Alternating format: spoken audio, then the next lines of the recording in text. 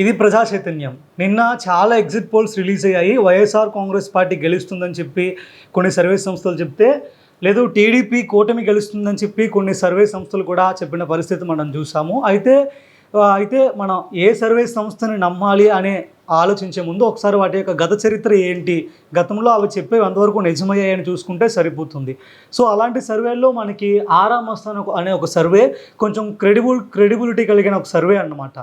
గతంలో చాలా ఏళ్ళుగా 16 ఏళ్ళుగా ఈ సంస్థ ఇచ్చినటువంటి ఎగ్జిట్ పోల్ రిపోర్ట్స్ని ప్రజలందరూ కూడా నమ్ముతూ వస్తున్నారు. ఎందుకంటే వాళ్ళు ఇచ్చిన ఎగ్జిట్ పోల్ రిపోర్ట్స్ 100% చాలా వరకు కూడా కరెక్ట్గా ఉన్నాయి. ఆరా మస్తాన్ సర్వే గతంలో వైఎస్ఆర్ కాంగ్రెస్ పార్టీకి 130 సీట్లు వస్తుంది అని చెప్పారు. అదేవిధంగా వైఎస్ఆర్ కాంగ్రెస్ పార్టీ 151 సీట్లతో విజయాన్ని అందుకుంది. అండ్ తెలంగాణలో కాంగ్రెస్ వస్తుందని చెప్పారు, అక్కడ కూడా కాంగ్రెస్ గెలిచింది. అండ్ దుబ్బాక, మునుగోడు, హుజూరాబాద్ వంటి ఎన్నికల్లో కూడా ఎవరు ఊహించిన విధంగా అక్కడ బీఆర్ఎస్ గెలుస్తుందని చెప్పున్నారు. బట్ అక్కడ దుబ్బాక, మునుగోడు లాంటి ఎన్నికల ఫలితాలు కూడా వీళ్ళు ఎగ్జాక్ట్గా అంచనా వేశారు.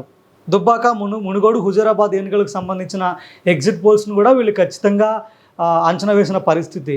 సో అట్లాంటి చాలా ఉన్నాయి. వీళ్ళ యొక్క చరిత్ర మనం చెప్పుకుంటే చాలా టైం పడుతుంది.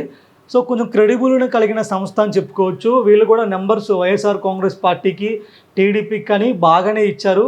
మంచి టఫ్ ఫైట్ అయితే రెండు పార్టీల మధ్య ఉంది. బట్ ఒక 20 సీట్ల మెజార్టీతో వైఎస్ఆర్ కాంగ్రెస్ పార్టీ గెలుస్తుందని చెప్పి వీళ్ళు చెప్పారు. కాబట్టి చాలా వరకు ఈ సర్వేని మనం నమ్మడానికి చాలా వరకు ఛాన్స్ ఉంది. సో ఈ ఆరా మస్తాన్ సర్వే మొత్తానికి తెలుగు రాష్ట్రాల్లో, మన తెలుగు రాష్ట్రంలో ఏపీలో, ముఖ్యంగా ఏపీలో కొంచెం ఫేమస్ రాజకీయ నాయకులు, గతంలో మంత్రివర్గంలో పనిచేసిన వారు, కొంచెం పేరున్న నాయకులు, వాళ్ళు పోటీ చేస్తున్న నియోజకవర్గాల్లో గెలుస్తారా ఓడిపోతారా అని చెప్పి కూడా నిన్న మనకి వాళ్ళు రిపోర్ట్ ఇచ్చారు. ముందుగా మనం ఈ ఎన్నికలకు సంబంధించి ఆంధ్రప్రదేశ్లో వైఎస్ఆర్ కాంగ్రెస్ పార్టీ మంత్రివర్గంలో పనిచేసిన మంత్రుల పరిస్థితి ఏ విధంగా ఉంది, గెలుస్తున్నారా ఓడిపోతున్నారా ఒకసారి బ్రీఫ్గా అందించే ప్రయత్నం చేస్తాను. కడప నుంచి వైఎస్ జగన్మోహన్ రెడ్డి భారీ మెజార్టీతో గెలవబోతున్నారని చెప్పి ఆరా మస్తాన్ నిన్న రిపోర్ట్ ఇచ్చారు ఎగ్జిట్ పోల్లో. సీదిరి అప్పలరాజు పలాస నుంచి ఓడిపోబోతున్నారు. అండ్ ధర్మాన ప్రసాదరావు శ్రీకాకుళం నుంచి గెలుస్తున్నారు. బట్ టైట్ ఫైట్ అక్కడ ఉంది, టైట్ ఫైట్లో ఈయన గెలవబోతున్నారు. పీడిక రాజన్న ధర సాలూరు నుంచి పోటీ చేస్తున్నారు, ఈయన కూడా గెలవడానికి ఛాన్స్ ఉంది. గెలుస్తున్నారు. బొత్స సత్యనారాయణ చీపురుపల్లి నుంచి పోటీలో ఉన్నారు. ఈయన కళా వెంకట్రావు కూడా సీనియర్ నాయకులు, ఆయనకు పోటీగా ఉన్నారు. బట్ బొత్స సత్యనారాయణ భారీ మెజార్టీతో చీపురుపల్లి నుంచి గెలవబోతున్నారని ఆరా మస్తాన్ ఎగ్జిట్ పోల్ ఇచ్చింది. అండ్ గుడివాడ అమర్నాథ్ ఐటీ శాఖ మంత్రిగా పనిచేశారు. గాజువాక నుంచి ఈ ఎన్నికల్లో ఆయన ఎమ్మెల్యే అభ్యర్థిగా ఉన్నారు. బట్ ఆయన ఎన్నికల్లో ఓడిపోతున్నారని చెప్పి వీళ్ళు రిపోర్ట్ ఇచ్చారు. పినిపి విశ్వరూప్ అమలాపురం నియోజకవర్గం నుంచి అయినా పోటీ చేశారు, ఆయన కూడా గెలుస్తున్నారని వీళ్ళు రిపోర్ట్ ఇచ్చారు. కారుమూరి నాగేశ్వరరావు తణుకు నియోజకవర్గం నుంచి పోటీలో ఉన్నారు, ఈయన ఎన్నికల్లో ఓడిపోబోతున్నారు. చెల్లుబోయిన వేణుగోపాల్ ఐఎన్పిఆర్ మినిస్టర్గా పనిచేశారు. ఈయన రాజమండ్రి రూరల్ నుంచి ఎన్నికల్లో పోటీలో ఉన్నారు, ఈయన కూడా ఓడిపోబోతున్నారని రిపోర్ట్ ఇచ్చారు. దాడిశెట్టి రాజా తుని నియోజకవర్గం నుంచి పోటీ చేశారు, ఈయన కూడా గెలుస్తున్నారు. కొట్టు సత్యనారాయణ తాడేపల్లి గూడెం ధర్మదాయ శాఖ మంత్రిగా పనిచేశారు. ఈయన తాడేపల్లి గూడెం నుంచి పోటీలో ఉన్నారు, ఈయన కూడా ఓడిపోబోతున్నారు 2024 అసెంబ్లీ ఎన్నికల్లో. తానేటి వనిత గోపాలపురం నుంచి పోటీలో ఉన్నారు. ఈమె కూడా మంచి మెజార్టీతో గెలవబోతున్నారు. మంచి మెజార్టీ మీన్స్ కొంచెం తక్కువ మెజార్టీతో గెలుస్తున్నారు. జోగి రమేష్ తరచుగా ఈ మధ్య బాగా వార్తల్లో ఉన్న వ్యక్తి, పెనమలూరు నుంచి ఈయన పోటీలో ఉన్నారు. టైట్ ఫైట్ అక్కడ కనిపిస్తుంది. బట్ వైఎస్ఆర్ కాంగ్రెస్ పార్టీకి ఎడ్జ్ ఉండబోతుంది. తక్కువ మెజార్టీతో జోగి రమేష్ అయితే గట్టెక్కబోతున్నారని రిపోర్ట్ ఇచ్చారు. అంబటి రాంబాబు సత్తెనపల్లి నుంచి ఈయన పోటీ చేశారు, కొంచెం టైట్ ఫైట్ కనిపిస్తుంది. బట్ వైఎస్ఆర్ కాంగ్రెస్ పార్టీకి ఎడ్జ్ ఉంటుంది. తక్కువ మెజార్టీతో అక్కడ అంబటి రాంబాబు గెలుస్తున్నారని చెప్పారు. గతంలో ప్రజెంట్ జలవనరుల శాఖ మంత్రిగా ఈయన పనిచేస్తున్నారు. విడుదల రజని గుంటూరు వెస్ట్ నుంచి ఈమె పోటీ చేస్తున్నారు.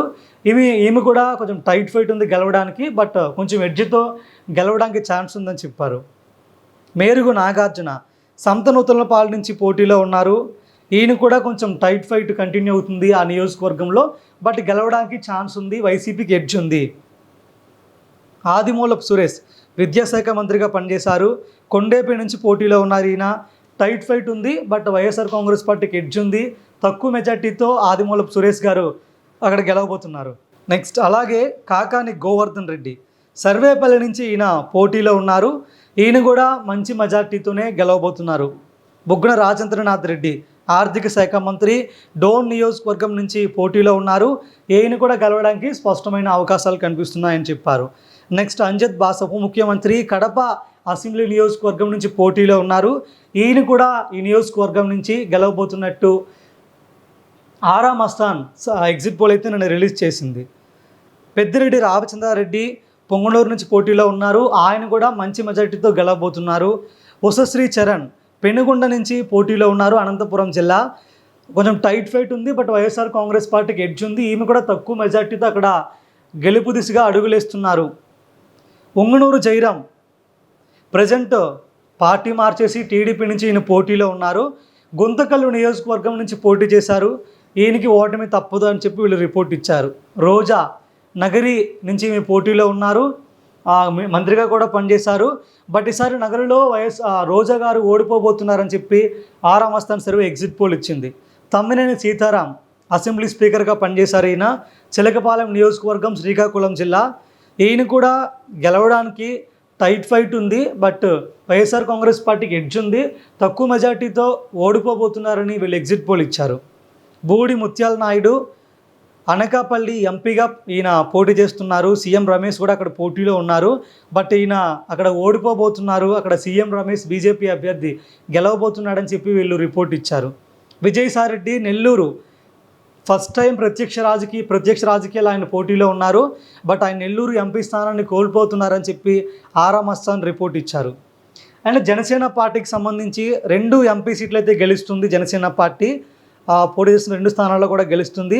21 అసెంబ్లీ నియోజకవర్గాల్లో ముఖ్యంగా పిఠాపురం నుంచి పవన్ కళ్యాణ్ గెలుస్తున్నాడు. నాదెండ్ల మనోహర్ తెనాలి నుంచి కూడా గెలుస్తున్నాడు. మంచి మెజార్టీతో గెలుస్తున్నారని రిపోర్ట్ ఇచ్చారు. తెలుగుదేశం నుంచి కూడా మన దగ్గర రిపోర్ట్స్ ఉన్నాయి. తెలుగుదేశం సంబంధించి కుప్పం చంద్రబాబు, మంగళగిరి నుంచి నారా లోకేష్, హిందూపురం నుంచి బాలకృష్ణ కూడా గెలవబోతున్నారు. కొంచెం మంచి మెజార్టీతోనే గెలుస్తున్నారని ఆరా మస్తాన్ సర్వే రిపోర్ట్ ఇచ్చింది. అండ్ నరసాపురం బీజేపీ నుంచి పోటీ చేస్తున్న అభ్యర్థులు నరసాపురం నుంచి అనకాపల్లి నుంచి గెలవబోతున్నారు. అదేవిధంగా Rajahmundry MP Purandeswari tight fight ఉంది. బట్ ఆమె తక్కువ మెజార్టీతో గెలవడానికి ఛాన్స్ ఉంది, లేదా ఓడిపోవడానికి కూడా ఛాన్స్ ఉంది. టైట్ ఫైట్ అక్కడ ఉంది అని చెప్పి వీళ్ళు చెప్తున్నారు. రాజంపేట నుంచి నల్లారి కిరణ్ కుమార్ గతంలో ఆంధ్రప్రదేశ్ ముఖ్యమంత్రిగా పనిచేశారు. బట్ ఈసారి ఈయనకి ఎన్నికల్లో ఓటమి తప్పదని చెప్పి వీళ్ళు రిపోర్ట్ ఇచ్చారు. ఇంకా బీజేపీ అభ్యర్థులు, ఎమ్మెల్యే అభ్యర్థులు విజయవాడ వెస్ట్ నుంచి సుజనా చౌదరి గెలవబోతున్నారు. కైకలూరు నుంచి కామినేని శ్రీనివాస్ విజయం సాధించబోతున్నారు. విశాఖ నార్త్ నుంచి విష్ణుకుమార్ టైట్ ఫైట్ ఉంది. గెలవడానికి కొంచెం అడ్డుగా ఇటుగా ఛాన్సెస్ ఉన్నాయి. గెలవకపోవచ్చు అని కూడా వీళ్ళు రిపోర్ట్ ఇచ్చారు. సో ఆరా మస్తాన్ ఇచ్చిన ఎగ్జిట్ పోల్ అయితే ఇది. వైఎస్ఆర్ కాంగ్రెస్ పార్టీ మంచి మెజార్టీతో ఈసారి గెలవడానికి ఛాన్స్ ఉంది. అదేవిధంగా టీడీపీ కూడా కొంచెం బలమైన పోటీనే ఇచ్చింది. మంచి సీట్లు రాబోతున్నాయి దానికి కూడా. అదేవిధంగా మంత్రివర్గంలో ఉన్న వైఎస్ఆర్ కాంగ్రెస్ నేతల్లో కూడా ఈ అభ్యర్థులు గెలుస్తారు, వీళ్ళు ఓడిపోబోతున్నారు. అలాగే జనసేన, బీజేపీ, తెలుగుదేశం పార్టీల్లో కూడా వీళ్ళు గెలుస్తున్నారు. ముఖ్యమైన వ్యక్తుల్లో వీళ్ళు ఓడిపోతున్నారని చెప్పి కూడా ఆరా మస్తాన్ నిన్న రిపోర్ట్ ఇచ్చారు. Thank you.